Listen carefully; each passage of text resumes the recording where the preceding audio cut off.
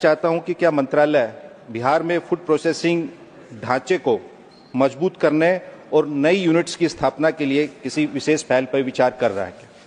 बिहार के किसानों और राज्य को लगभग 4500 करोड़ का नुकसान होता है, जैसे कि पपीता का लगभग 30 से 50%, पपीता उत्पादन का, केला उत्पादन का 25%, 65 लाख टन दूध उत्पादन के बावजूद केवल 12 से 13% ही प्रोसेस हो पाता है और बिहार में लगभग 120 कोल्ड स्टोरेजेस बंद पड़े हैं। सर, मैं इसी व्यवस्था का मैं जिक्र कर रहा हूं। मैं खुद हाजीपुर से आता हूं। हाजीपुर का केला हो, मुजफ्फरपुर की लीची हो, भागलपुर का आम हो, हमारा मखाना हो, कैसे उसको हम लोग सुरक्षित रखते हुए उसको वैश्विक बाजारों से, राष्ट्रीय बाजारों से जोड़ें, उसके लिए इस व्यवस्था को तैयार किया गया है। और इसमें सबसे महत्वपूर्ण भूमिका हमारी पीएमएफएमई की स्कीम इसमें निभा रही है। अलग और स्कीमों के माध्यम से भी, प्रधानमंत्री किसान संपदा योजना के माध्यम से भी हम लोग उस व्यवस्था निर्माण का हम लोग प्रयास कर रहे हैं। कोल्ड स्टोरेजेस का आपने जिक्र किया, वो पूरी चेन हम लोग प्रोवाइड करने का हम लोग कार्य कर रहे हैं। श्रीमान Sanjay Yadav ji.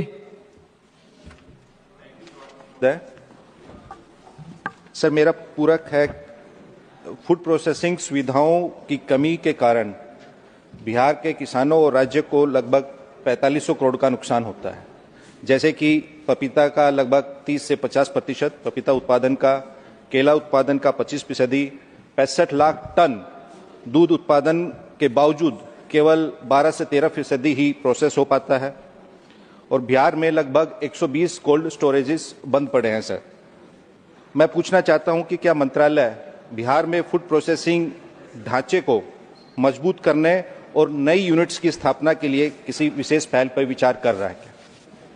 Thank you. Honourable minister.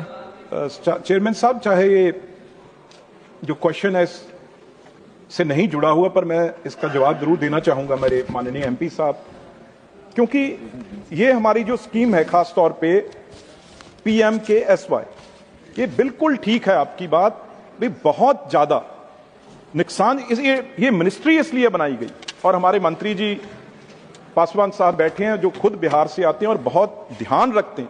अभी मखाना बोर्ड इन्होंने वहां पे बना के लेके गए हैं, मैं उसकी मुबारकबाद भी बिहार को और मंत्री जी को दूंगा। तो इसे खास तौर पे ये होती हैं चीजें, क्योंकि जो किसान है उसने ये हर चीज, चाहे फ्रूट है, चाहे फल है, सब्जी कोई लगा ली, तो उसे उसको प्रॉपर टाइम पे वो कैसे खराब ना हो, उसको आपने पपीता की बात की, उसके लिए कोल्ड चेन प्रॉपर किस तरीके से, खास तौर पे जो आपने कहा है, चाहे वो डेयरी हो, फ्रूट्स हो, वेजिटेबल्स हो, मरीन प्रोडक्ट्स भी हो, उसके बारे में ये बिहार तो जो इस चीज में जो मैं स्कीम को बता रहा हूं, नंबर 1 रैंकिंग है इसकी इंडिया में टर्म्स ऑफ लोन अप्रूव्ड। तो आप कोई भी ऐसी चीज जो आपने मुझे आपने बताई है और मंत्री से कोई भी स्पेशल आप इस बारे में जैसे कहा है, भी कोई कमी नहीं है। हम इसको 5 करोड़ से 10 करोड़ तक यहां से जो है ग्रांट एड दी जाती है। आप अगर मंत्री जी बात करना चाहते हैं। डॉक्टर फोक्सिया खान जी। या मिनिस्टर। सर, मैं आपके माध्यम से माननीय सदस्य को ये बताना चाहता हूं कि जिस योजना की चर्चा हम लोग कर रहे हैं, PMFME स्कीम, उसका सबसे ज्यादा लाभ बिहार राज्य को ही मिला है। सबसे ज्यादा बेनिफिशरीज इस योजना के बिहार राज्य को ही मिले हैं। इस योजना में, जैसा MOS साहब भी इसका जिक्र कर रहे थे, कि छोटे उद्यमियों को एक व्यवसाय स्थापित करने का व्यवस्था इसमें हम लोग प्रोवाइड करने का प्रयास करते हैं।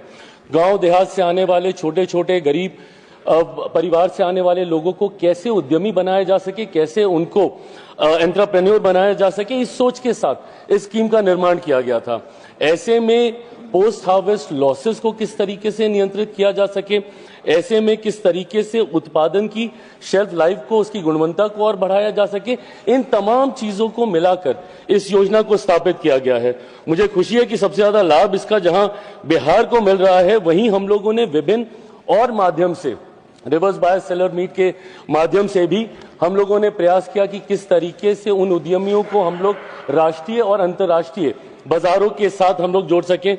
बिहार में इसको लेकर हम लोगों ने कैपेसिटी बिल्डिंग सेंटर भी हम लोगों ने खोला है। साथ ही में मुझे खुशी है कि हमारे विभाग की सबसे महत्वपूर्ण निफ्टम एक ऐसा इंस्टीट्यूट जहां पे फूड प्रोसेसिंग को आप बढ़ावा देते हैं। लंबे समय से सर हमारे विभाग की मांग रही थी कि मात्र अभी तक देश में 2 निफ्टम है, एक कुंडली में है हरियाणा में और दूसरा तांजावुर में है तमिलनाडु में। तीसरा निफ्टम इस बार के बजट में ही माननीय वित्त मंत्री जी के द्वारा इसकी घोषणा की गई है कि तीसरा निफ्टम इस बार बिहार में खुलने जा रहा है, तो अगला निफ्टम बिहार में आएगा। साथ ही में हम लोगों ने मखाना बोर्ड का जिक्र किया, सबसे ज्यादा उत्पादन मखाना का बिहार से ही होता है, तो ऐसे में इस बात को सुनिश्चित किया जा रहा है सर कि किसी भी तरीके से बिहार ही नहीं देश भर में जो भी छोटे उद्योग इसके साथ जुड़े हुए हैं उनको किसी तरीके का कोई नुकसान। मैं इसी व्यवस्था का मैं जिक्र कर रहा हूं। मैं खुद हाजीपुर से आता हूं, हाजीपुर का केला हो, मुजफ्फरपुर की लीची हो, भागलपुर का आम हो, हमारा मखाना हो, कैसे उसको हम लोग सुरक्षित रखते हुए उसको वैश्विक बाजारों से राष्ट्रीय बाजारों से जोड़ें, उसके लिए इस व्यवस्था को तैयार किया गया है। और इसमें सबसे महत्वपूर्ण भूमिका हमारी पीएमएफएमई की स्कीम इसमें निभा रही है। अलग और स्कीमों के माध्यम से भी, प्रधानमंत्री किसान संपदा योजना के माध्यम से भी हम लोग उस व्यवस्था निर्माण का हम लोग प्रयास कर रहे हैं। कोल्ड स्टोरेजेस का आपने जिक्र किया, वो पूरी चेन हम लोग प्रोवाइड करने का हम लोग कार्य कर रहे हैं। Thank you sir.